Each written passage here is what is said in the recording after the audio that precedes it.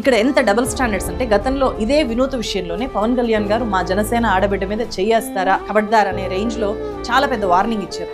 మా ఆడబిడ్డ వినూత మీద చెయ్యేస్తారా కొడకల్లారా మీరు.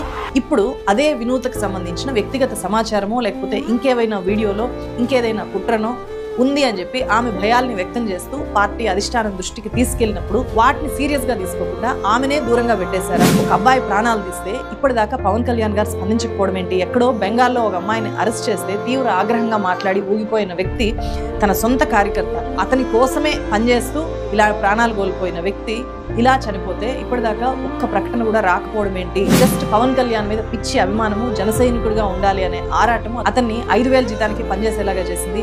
శ్రీనివాసులు అలియాస్ రాయుడు లాంటి యువకులు తెర మీద కనిపించే హీరోలు నిజంగా ఉంటారు అనే భ్రమల్లో ఉంటారు. ఇప్పటికీ వాళ్ళకి ఏదైనా ఆపద వస్తే తమ హీరో వచ్చి ఆదుకుంటారు అని చెప్పి ఎదురు చూస్తుంటారు. కానీ అలాంటివేమీ జరగవు.